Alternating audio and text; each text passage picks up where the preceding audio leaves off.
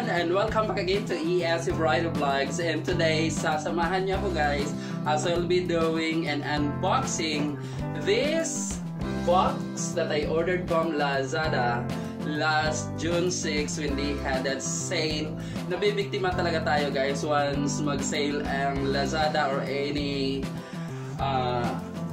app dyan for shopping. So nabibiktima tayo usually, but of course bago ko naman ito binili ay talagang pinag-isipan ko muna na kailangan ko ba siya o hindi. So ilang beses ko muna iniisip if I'll be needing it or not. So talagang kailangan ko siya, lalo na yung aking ganito ay binigay ko kasi sa aking pinsan. So nag-decide ako na bibili kasi very soon I have to go somewhere.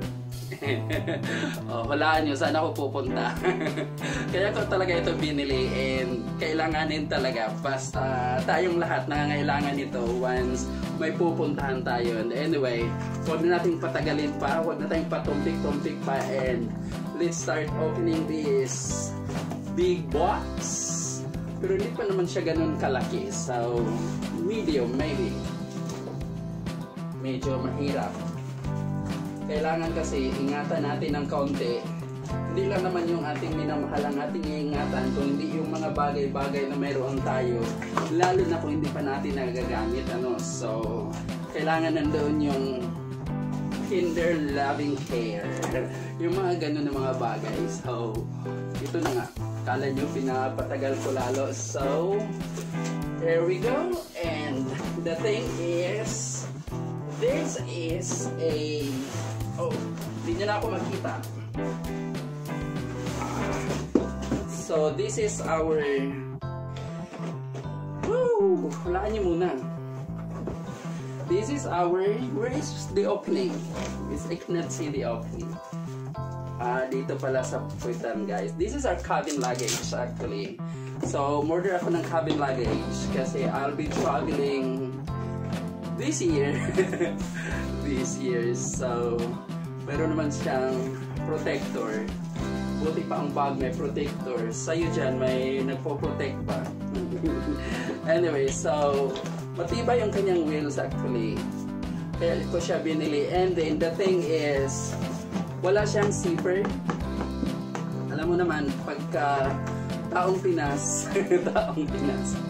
iniiwasan natin yung, if possible, yung mga zipper, lalo na sa airport, ang daming mga kababalaghan na nangyayari. So meron siyang pwede, kapag ikaw may iPad, so pwede mo siyang ilalagay dito. Hindi pa nga ma-open yun. So may plastic pa kasi guys. And then that's the handle. And kapag umiinom ka ng coffee or your cola or whatever you have at the airport of course, so pwede mo rin siya ilagay dyan. So may panlagayan ka ng iyong drinks while waiting for your flight. So lagay mo lang dyan and then close it when you don't use.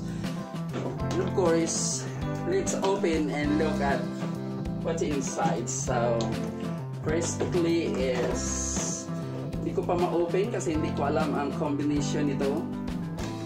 So basta yun na.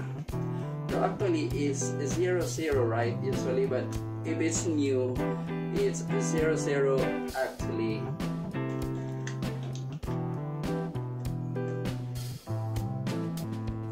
Yun, hindi natin ma-open muna. Ayun, dito na lang tayo sa main. So inside of it is, ganun siya guys.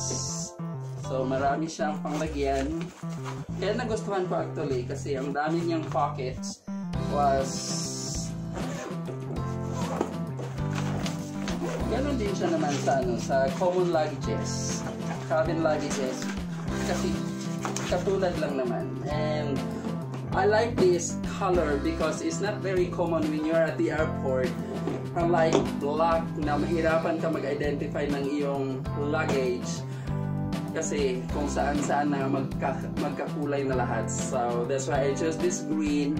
Actually, the other option of mine was gray, I think. Yes, gray. But I opted to have this green. So may susi naman siya. So matibay siya, guys. Pwede mo patungan. And ito na lang aking hahanapin ang code. Kasi hindi ko pa nabasa actually ang manual. So this one, bago natin palitan yung number.